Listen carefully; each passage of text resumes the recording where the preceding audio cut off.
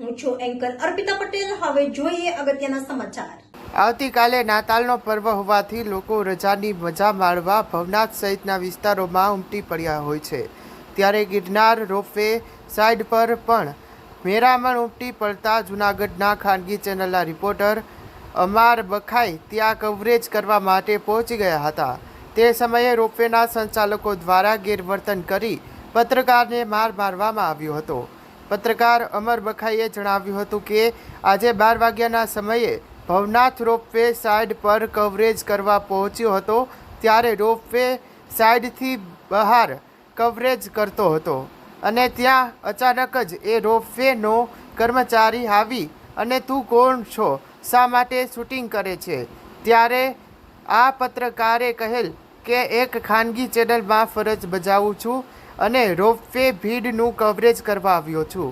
ત્યારે ટ્રાફિક છે એટલા માટે જ્યારે ભરતના કર્મચારીએ ભદ્ર શબ્દો બોલી અને તેમના મેનેજર કુલપીરસિંહ બેડીએ ત્યાં આવી અને ત્યાં પત્રકાર અમર બખાઈ સાથે અભદ્ર ભાષામાં વ્યવહાર કરી ગળું દબાવી માર મારવામાં આવ્યો હતો।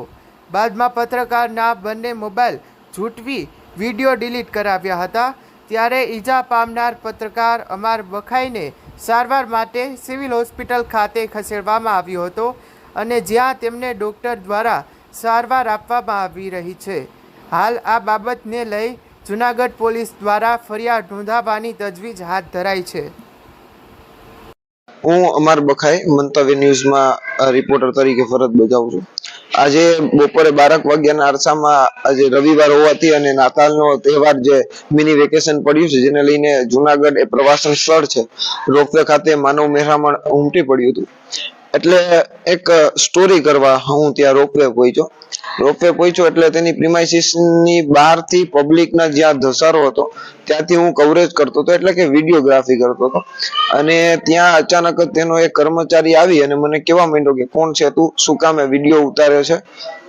તો મેં કીધું કે હું મીડિયામાંથી છું, મંતવ્ય ન્યૂઝમાંથી। તો મને કે તું ગમે તે હો, મીડિયા વાળા હો તો શું થયું, તું નીચે વયો આવ। એટલે મેં કીધું કે મારું કામ પૂરું થાય એટલે 2 મિનિટમાં હું આવી જાઉં છું। એટલે પછી જેમ આવે એમ તુકારે ને તોછડાઈથી વાત કરી। એટલે મેં કીધું ભાઈ શાંતિ રાખો, હું શાંતિથી વાત કરું। મારો મોબાઈલ ચાલુ હતો એ જે વાત કરતો હતો અને હું પણ જે વાત કરતો હતો મારા મોબાઈલમાં શૂટ થઈ ગયું હતું। હવે એને અચાનક જ એના કર્મચારી અધિકારી જે મેનેજર છે રોપવેના એને બોલાવી લીધા। એટલે મેનેજર જે કુલબીરસિંહ બેદી કરીને છે એ આવી ગયા અને ડાયરેક્ટ જ અમને તો એમ હતું કે સાહેબ ઓળખે છે એટલે સાહેબ સારી રીતે વાત કરશે, પણ મેનેજરે પણ આવતા હવે એવો બિહેવ કર્યો કે કોઈ અધિકારીને શોભે નહીં।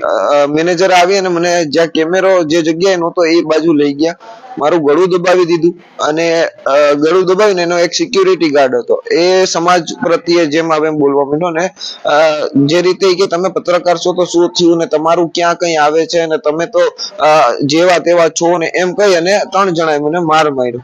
એટલે બધી વાત થઈ ગઈ, બધાને ક્યાં કીધું તો મને પછી મારા મોબાઈલ બંને ખીચામાંથી કાઢી અને એક મોબાઈલ તોડી નાખ્યો અને એક મોબાઈલ એ લોકોએ હાથમાં લઈ લીધો। પછી પોલીસને ફોન કર્યો, એ લોકોએ પોલીસને ફોન કરી અને પછી પોલીસની ગાડી આવી। એટલે પોલીસ તો મીડિયા તરીકે પર્સનો એટલે ઓળખે, પરંતુ આ લોકોએ મારા મોબાઈલમાંથી તમામ ડેટા છે ડિલીટ કરી નાખ્યો, મારી પાસે લોક ખોલાવ્યો, મારો કાટલો જાણે તોમતદારો એ રીતના વાત બિહેવ કર્યું।